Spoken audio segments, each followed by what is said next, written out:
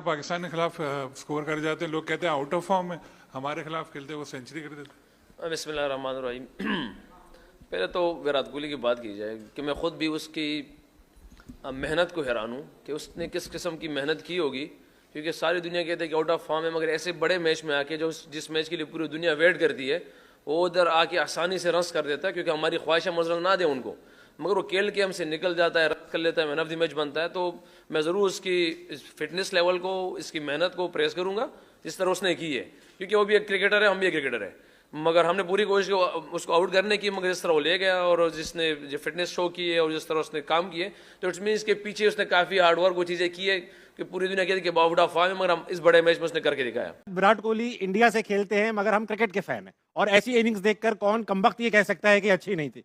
Virat out of form, दोनों तो बहुत बड़े फैन हैं हम भी, लेकिन ये सेंचुरी अगर कद्दाफी स्टेडियम लाहौर में होती सोचे क्या अच्छा होता। और मैं गारंटी दे सकता हूं कि पूरा पाकिस्तान और खड़े होकर बिल्कुल बिल्कुल उसको ये नहीं लग रहा होता कि वो इंडिया में खड़ा हुआ है या लाहौर में खड़ा हुआ है।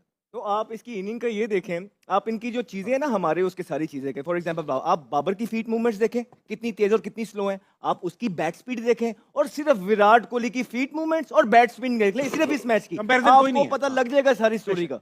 29 साल लगे पाकिस्तान में आईसीसी का बड़ा इवेंट लाने में।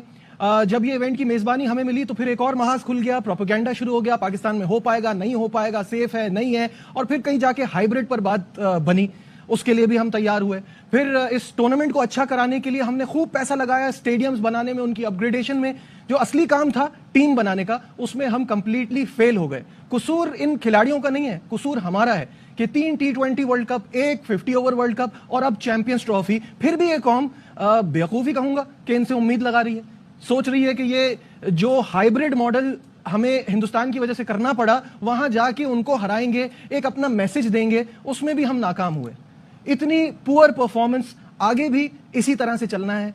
पाकिस्तान ने इतना सब कुछ किया, इतनी तैयारी की, इतनी हाइप बनाई, और 5 दिन लगे हमें इस इवेंट से बाहर होने में। अब मुझे पता है कि इफ्स एंड बट्स है, लेकिन जब खुद रिजवान कह रहे हैं कि ऐसा नहीं चाहिए हमको, और हमें भी ऐसा नहीं चाहिए। हमें चाहिए पाकिस्तान जो कि अच्छी परफॉर्मेंस दिखा सके, हमें चाहिए वो जो क्रिकेट में हमारा खोया हुआ मकाम था वो हमें वापस दिलाया जा सके। फिलहाल जो पाकिस्तान टीम की कंडीशन है देख के ये लगता तो नहीं कि जल्दी ऐसा पॉसिबल हो पाएगा। पाकिस्तान को कल ऐसी शिकस्त हुई जैसी बांग्लादेश को हुई थी। 6 विकेटों से हमें भारत से शिकस्त का सामना करना पड़ा। वहां 21 बॉलें बाकी बची थी, यहां तकरीबन 45 बॉलें बाकी बची, तो उनके लिए कोई फर्क नहीं था। वो बहुत रिलैक्स कर रहे थे, चिल कर रहे थे। हमने हाइप बनाई हुई थी। मैं बार बार कहता हूं हमें चाहिए कि हम अब अपने नए राइवल्स चुने, बांग्लादेश, अफगानिस्तान, इनके साथ मुकाबला करें। हिंदुस्तान से हम बहुत पीछे रह गए। इस टीम की कप्तानी के लिए वाहिद ऑप्शन थे या नहीं? आमिर, आपसे स्टार्ट करूंगा और ये भी सवाल के साथ ऐड कर दूंगा। रिजवान ने कहा कि साइम जो थे वो हमारा जो था एक जेलिंग फैक्टर थे, जब वो टीम से चले गए तो हम जरा मतलब हम बिखर गए। क्या कप्तान की तरफ से ये जुमला कहना ठीक है?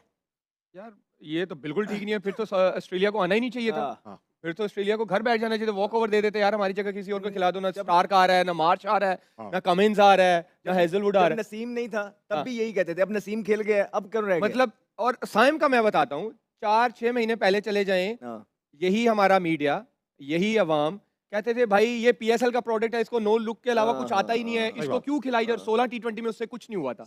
पिछली 2 सीरीज में परफॉर्मेंस दी है लगातार। अब आप कह रहे हैं कि वो हमारी बैकबोन था, उसके अलावा हमारा कॉम्बिनेशन ही नहीं बन रहा। भाई क्या कहना चाहते हो?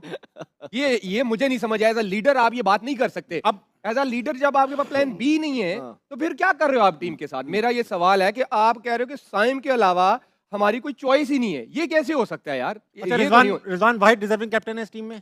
नहीं भाई, ऐसे तो नहीं कर रहे हो यार। नहीं, अब मुझे हाँ या ना, ये देखो, कप्तान टीम बनाता है, मेन पिलर होता है। मैं कप्तान हूं, मुझे नहीं परवाह सिलेक्टर कौन है कौन नहीं। भाई मैं अपना जिम्मेदार खुद हूं।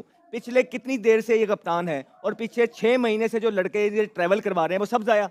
इवेंचुअली आकिब जवेद साहब बैठ के कहते हैं कि 50 ओवर की क्रिकेट में फिटनेस बड़ी मायने रखती है। तो भाई क्यों T20 से इंपोर्ट किए लड़के आपने? वो लड़के कहाँ गए जिसको 6 महीने से कप्तान लेके चल रहा था? और कप्तान को यही नहीं पता लग रहा कि मेरे लड़के कौन से 6-8 महीने के अंदर। सिर्फ एक्सक्यूज। हाँ, ये मैं आपको बता दूं, हमने आपको यहीं बैठ के बोला था कि ये सारे 8 का जो टोला है ये सारी पावर अपने ग्रुप के अंदर रखना चाहते हैं। इन्होंने कोई कप्तान बनने ही नहीं दिया, इन्होंने किसी को पावर में आने ही नहीं दिया, सबको दबा के रखा कि अगर बाबर नहीं है तो रिजवान हो जाए, रिजवान नहीं है तो बाबर हो जाए। आज वही है। बेशक आज आपको कोई कप्तान नजर नहीं आ रहा होगा, लेकिन जो कैंडिडेट से एक एक करके सबको निकाला गया। बात मैं किसी के मुंह से ये ना सुनूं कि पाकिस्तान की टीम इंडिया से अच्छी टीम है, पाकिस्तान की टीम आईसीसी इवेंट में हरा देगी, पाकिस्तान की टीम ये है, पाकिस्तान की टीम वो है। हमारी टीम थकी हुई थर्ड क्लास टीम है। उसके पीछे सबसे बड़ा जो रीज़न है वो हमारे लोग हैं। जिस किस्म के पर्ची लोग लाए जाते हैं सिलेक्शन कमेटी में, बोर्ड के अंदर, कोचिंग स्टाफ में, जिन लोगों को लाया जाता है, ये सब उनका कसूर है।